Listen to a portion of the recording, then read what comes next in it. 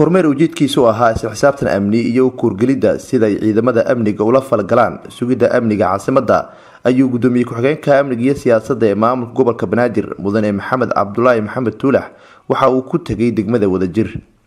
Gudoomiye Tuulax iyo maamulka degmada ayaa waxa ay kormeer socod ah oo dhowr saac qaatay ku lugeeyeen wadooyinka mara xaafadaha degmada Wadajir iyo waaxaheeda, waxayna inta ay mas'uuliyiintan kormeerka lugta ku jireen la kulmayeen ciidamada u diyaarsan sugidda nabadgelyada iyagoo kula dardaarmayay inaan la aqbali doonin habacsanaan dhinaca amniga ah.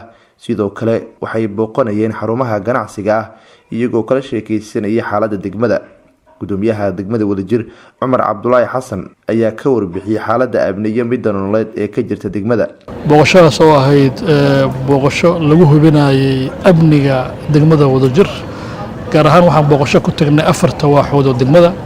sidaad aragtaan hadda waxaan taaganahay goobtii ugu dambeysay oo iska kaawagoday iyo annaga iyo dharkeynley wadada noo dhaxayso hadda aan taaganahay.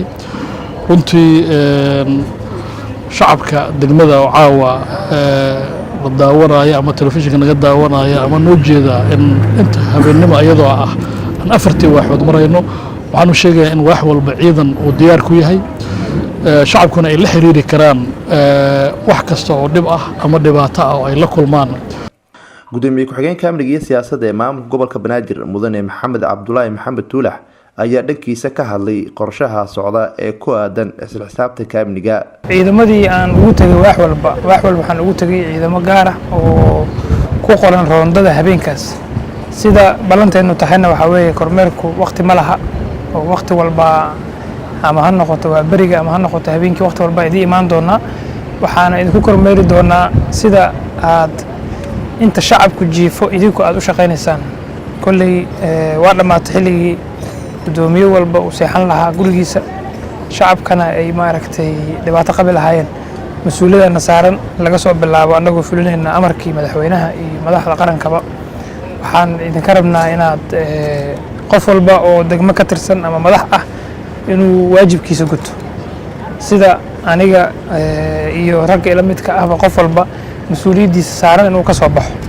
haddii degmadii ay waaxdii aysan shaqaynayn, waxay ka dhigan tahay waaxdaas dadka degan oo dhan inaysan maaragtay haysan amni, inaysan haysan ama inaysan noloshii haysan. marka mas-uuliyad culus idin saaran, idinkana runtii waxaa idinka muuqata wada shaqayn idinka muuqata. caawa halkana wada joogtiin, qofna idinkama maqna, taliyihii saldhigga waa idinla joogaa, ciidan ku filanna waa haysataan oo lagu sugi karo.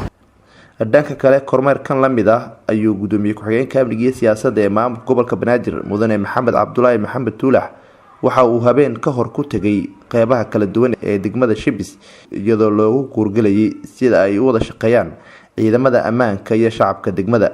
muhiimadda kormeerkani ayaa waxa ay qayb ka yihiin qorshaha ay dowladda ugu guurgelayso dhaqdhaqaaqa amni oo ay ciidamada amniga ku sugayaan nabadgelyada magaalada Muqdisho. Nuur Saciid Taaliil, warbaahinta qaranka Soomaaliyeed, magaalada Muqdisho.